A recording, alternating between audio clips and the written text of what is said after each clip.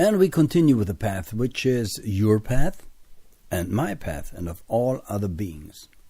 And the reason for the fact that we experience difference in everything is that not all sparks or monads or divine God sparks left the source at the same time. That explains the difference in people, animals, in matter, in the forms itself. And we will attain all, sooner or later, this divine awareness. And we do that, and we did that already, partly, by entering the lower nature kingdoms. Mineral kingdom, we were many times there as God spark. So we were already stones, jewels. I'll give you an example. If you have a preferred jewel or a platinum, gold, silver, then it may be that you have gone through that line of evolution.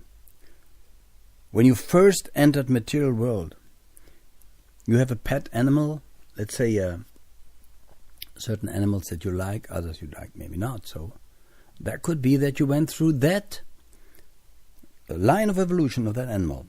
This explains, by the way, why the owner looks sometimes like his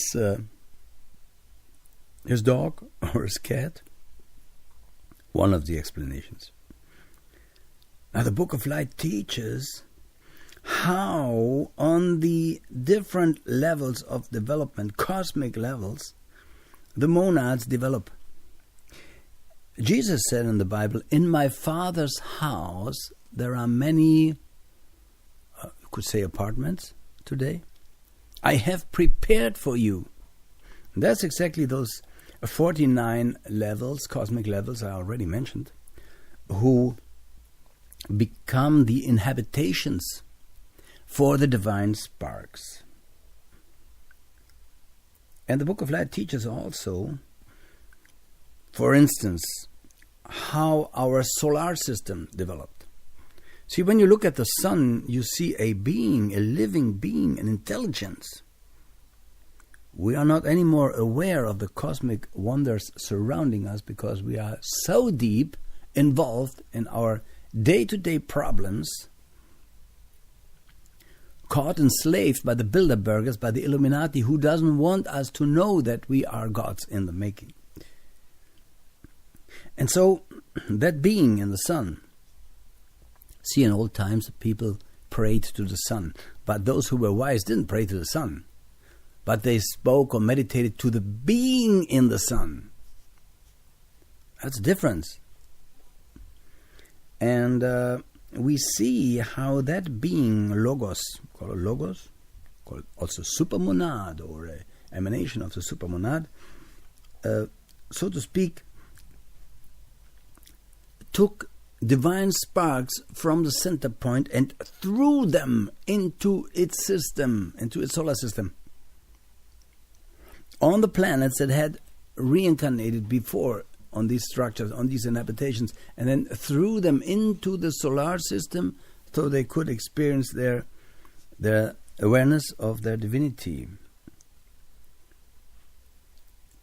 And this is so mysterious, this is so wonderful, this is so almost unbelievable if you hear for the first time about it.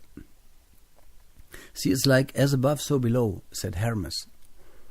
It's like a farmer who throws the seed into the ground. This is how the Logos, so to speak, took the monads, the divine sparks, and threw them in its system. And it's perfect, yet it's imperfect. If it would be perfect, the entire world would be perfect.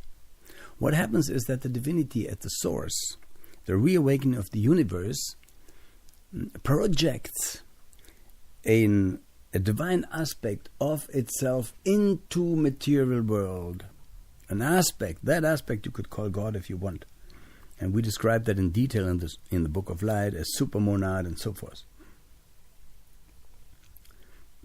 We are not alone on that path. We have zillions of Deva angels and of other powers, spiritual powers, that we may not be aware of, who help us on the path.